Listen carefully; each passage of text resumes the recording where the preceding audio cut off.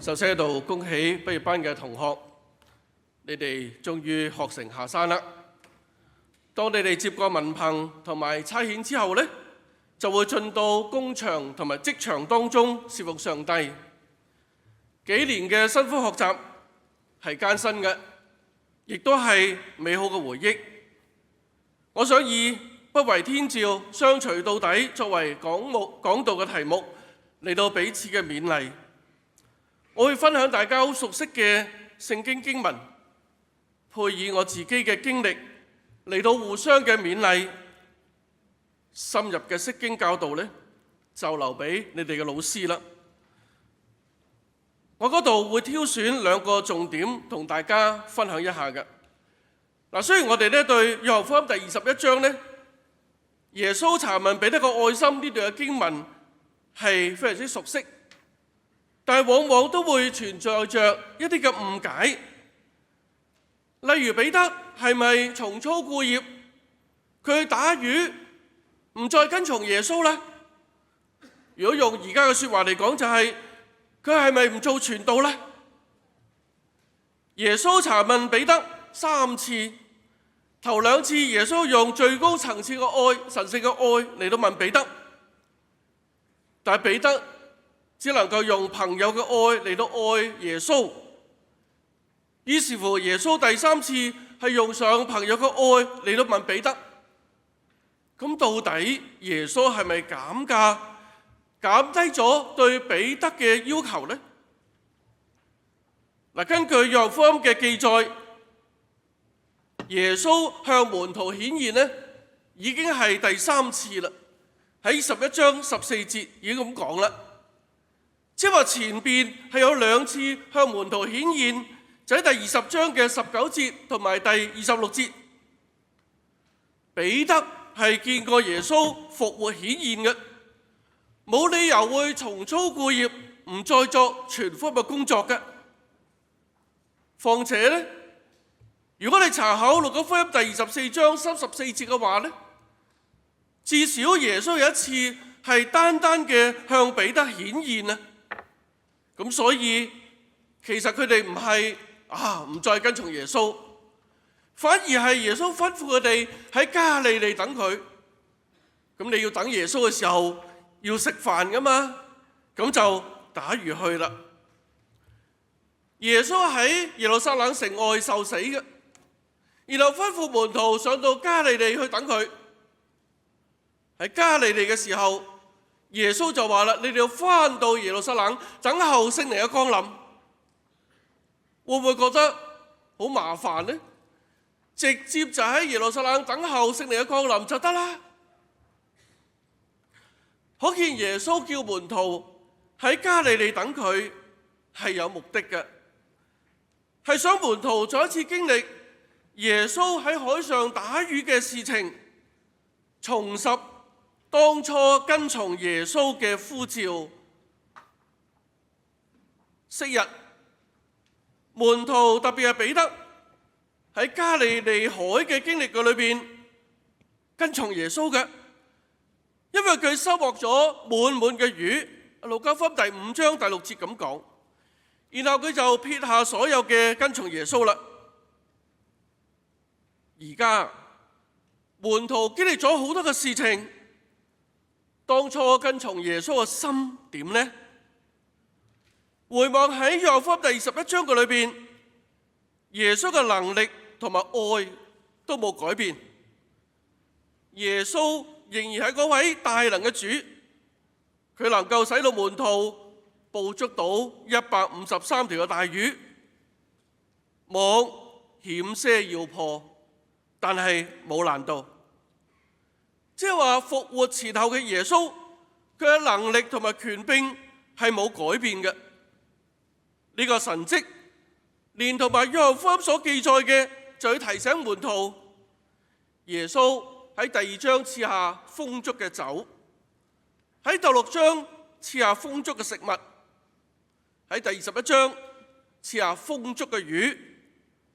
3個神蹟都係顯示出耶穌係賜人豐盛嘅生命。耶穌對門徒嘅愛冇改變到。耶穌仍然關心佢哋，你哋有吃的沒有啊？耶穌為門徒預備早飯，而且仲一齊團契用餐。昔日呢一個加利利海上嘅經歷，係門徒立志跟從耶穌嘅起步。但係而家耶穌成就咗救恩啦，為佢哋受死而復活。門徒可以話，而家要行另一個階段嘅道路，就係冇耶穌喺身邊啊！冇耶穌喺身邊嘅時候，佢哋點樣繼續完成上帝嘅使命？所以當佢哋踏出去之前，耶穌帶領佢哋再一次經歷加利利海佢自己嘅實在，一切冇改變。咁門徒跟從耶穌嘅心呢，經歷咗種種又重重嘅困難，係咪仍然初心不變呢？讀神學之前，可能你經歷耶穌嘅呼召，而家畢業啦。呢一個經歷係需要重溫嘅，又或者過咗好多年之後，呢個經歷又再出現喺我哋嘅生命當中，幫助我哋昔日跟從耶穌係點嘅，而家跟從耶穌都係點樣，將來跟從耶穌都係一樣嘅。喺2018年2月18日嗰日係農曆年初3，嗰日係星期日嚟嘅。不過我喺嗰個崇拜嘅裏邊呢，我就着到好似去喪禮安息禮拜一樣。崇拜之後，教會召開咗一個臨時嘅執事會，因為要請傳道，嗰日就請咗嗰個傳道嚟試講啦。呢執事會決定聘請呢個傳道作為我哋教會嘅傳道人。通過呢個議案之後，我就遞咗封嘅辭職信，心灰意冷嘅離開教會，獨自一個人食飯。因為事情嚟得太急啦，執事會嚟唔切反應。後來執事佢哋極力嘅挽留，你再諗下先啦，你再諗下先啦咁樣。咁我就要求放咗一個5個月嘅無薪假期，由4月1號放到去8月31號，嚟到好好思考往後嘅目的係點呢？喺4月22號嗰日，我就同一個神學生見面分享。個神學生就談到佢教會嘅主任牧師咧離職啊。咁呢個神學生咧就勸主任牧師，牧師你留低啦，因為仲有好多嘢你未完成啊。咁我就問神學生啦，其實你係咪真係見到牧師有好多嘢未完成㗎？咁神學生就話唔係啊，我講下啫。咁我話你咪咗牧師返去咯咁樣。嗰次嘅談話咧，我哋得到一個好標準嘅答案，就要 back to the basic， 就返到上帝嘅呼召係點啊？牧養嘅初心係點啊？幾日之後，4月17號，我就喺基督教嘅書局裏邊發現有一本新書。呢本新書就叫做《牧養就是回到原點》，就係啱係我思考嘅一個問題啊！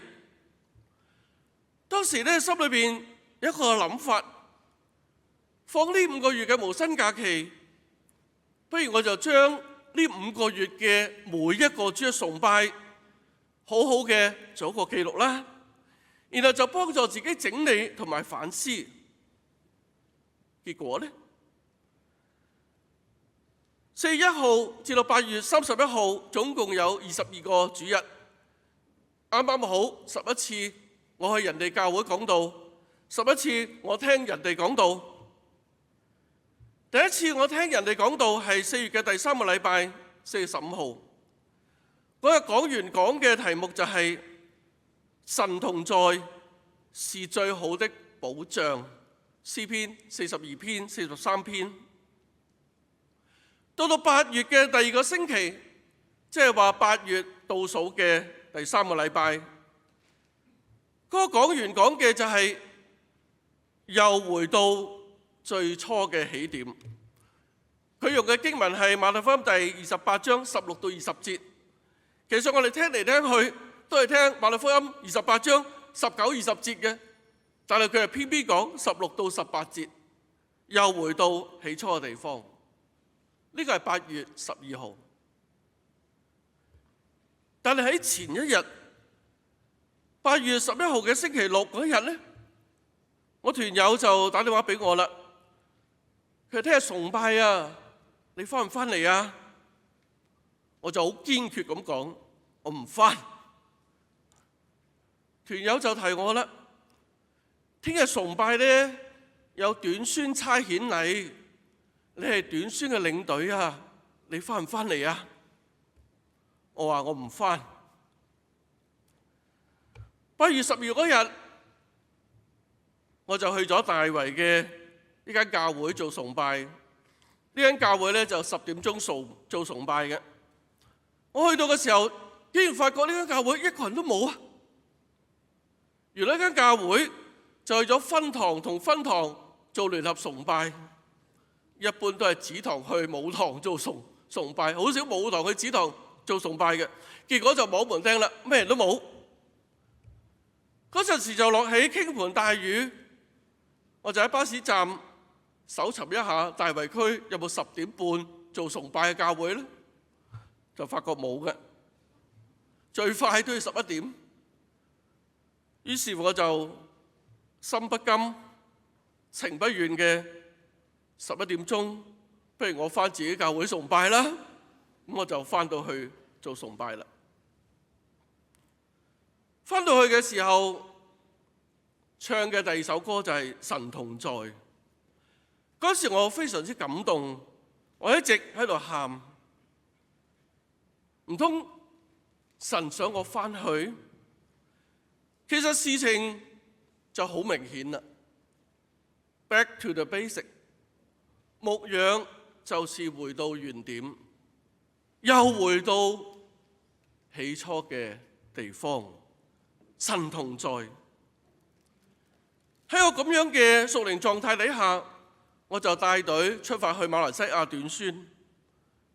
結果竟然我可以帶到20個人信耶穌。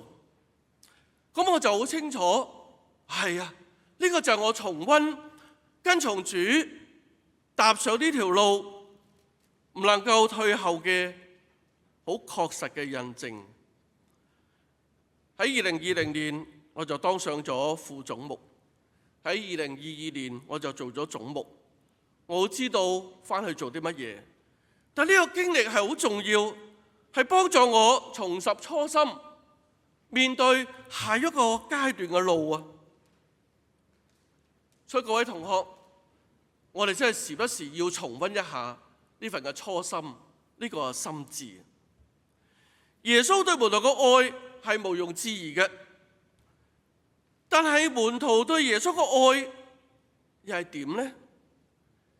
耶穌1連3次肯問彼得個愛心，你愛我比這些更深麼？呢條個問題嘅重點到底係這些還是係更深呢？不過好可惜，經文呢就冇明明嘅指出呢個這些到底係啲咩嘢嚟？我哋只能夠估啦。這些呢個希臘文呢，佢嘅男性眾數同埋中性眾數咧都係同一個寫法嘅。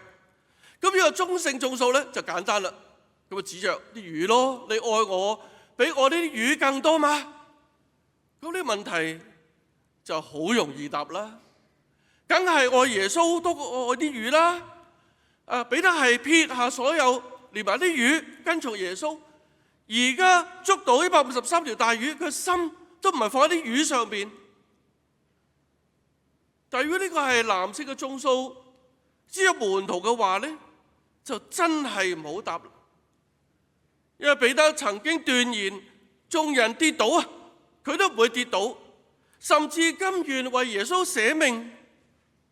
但到頭來，彼得係3次唔認主。對比一下嘅時候，佢點能夠話佢愛耶穌比其他嘅門徒更深呢？耶穌3次查問彼得嘅愛心，頭先講到頭2次係用上最高層次嘅愛，神聖嘅愛。第3次係用朋友嘅愛。耶穌係咪咁㗎？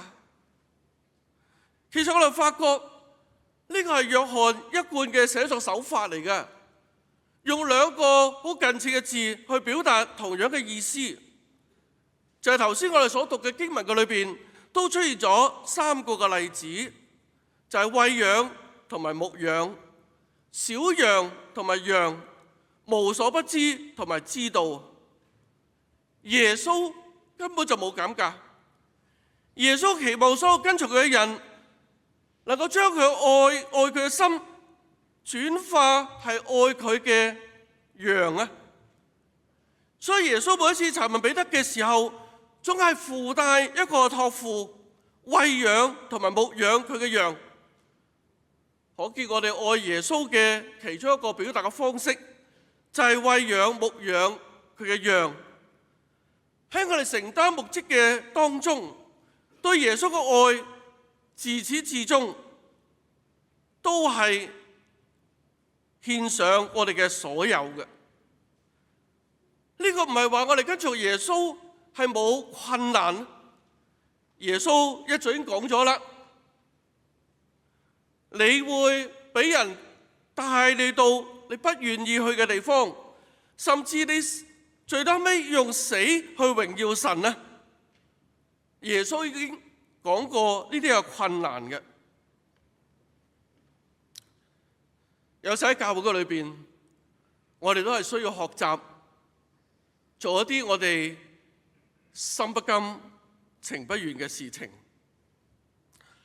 記得邢福增博士就任院長嘅時候呢，喺佢就任演講詞嘅裏邊就有咁樣嘅一句說話，佢話佢係被勉強去甘心當院長嘅，但係期望有日係甘心被勉強。呢個就係我哋嘅學習，為着愛耶穌，我哋承擔職事，我哋愛佢，我哋愛佢嘅羊啊！喺2019年嘅時候呢，我哋教會幾位同工就商量，喺2020年嘅暑假呢，我哋就開一個新嘅初中團契。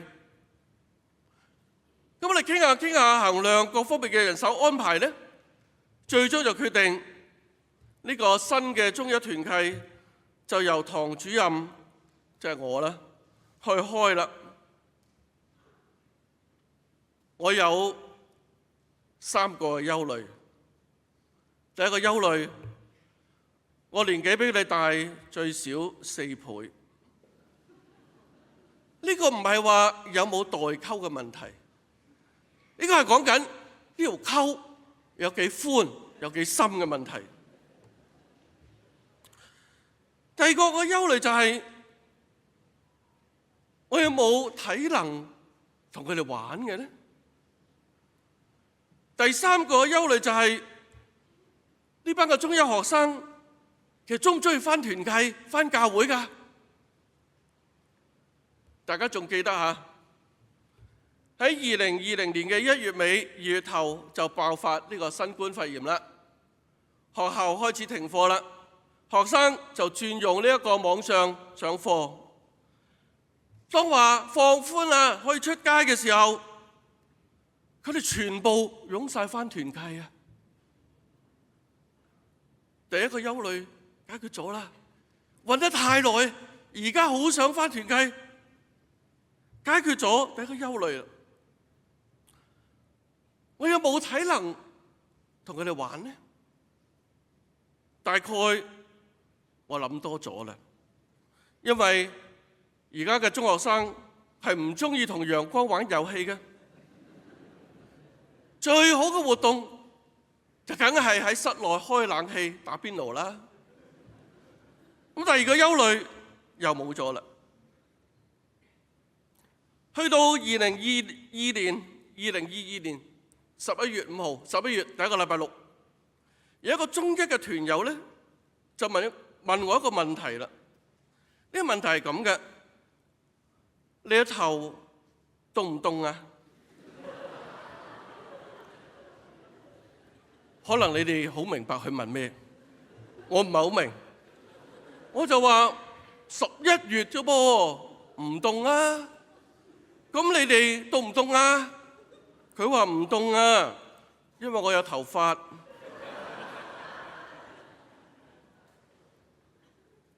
隔咗5日，11月10號，我就答應一個中三嘅團友咧，喺佢考完試嘅時候就請佢食雪糕。於是乎咧，我哋喺新城市廣場食哈根達斯啦。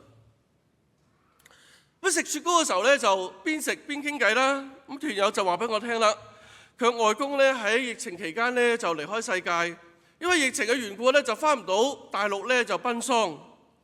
咁我見到咧佢就分享佢嘅外公離開世界，咁我就咁講咯。我咧22歲咧就死咗媽媽啦，40歲咧就死咗爸爸啦，所以我好早咧就父母雙亡。但係你知唔知呢個中三嘅團友同我講咩咧？佢話唔緊要，你仲有我哋。哇，好窩心㗎！呢個係中三嘅團友咁講嘅。再過多一年，2003年10月10號，一個團友咧就 WhatsApp 我啦，佢就問下一季嘅主學我教咩啊咁樣。咁我哋咧通常喺12月報讀1至3月嘅主學課程嘅。咁我就同佢講啦，你讀創世記啦。不過唔係我教，跟住佢又 WhatsApp 我啦。咁哥林多前後書咧，咁我就話啦，創世記咧邊個同工教，哥林多前後書咧就邊個同工教。我就答咗佢，我仲讚佢乖添。隔咗1個鐘頭，我就諗下有啲唔好對咯喎，我問嚟問去，咁我就反問佢一個問題啦。我就問佢：你想跟我讀？你問呢問我係咪想跟我讀啊？咁佢就回答咗我1個字，呢個唔係中文字嚟嘅，呢個係英文字。呢個唔係 yes 又唔係 no， 你估下係咩字咧？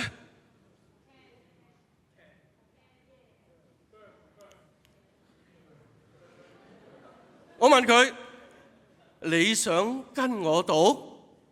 佢回答 always。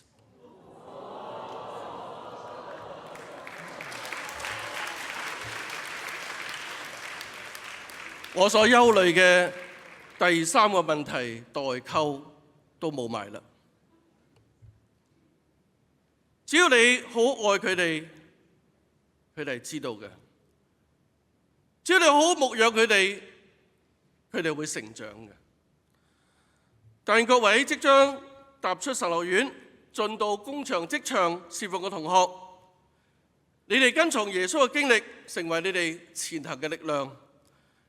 你哋對耶穌嘅愛化身喺對耶穌嘅羊身上邊，始終不為天照，相隨到底。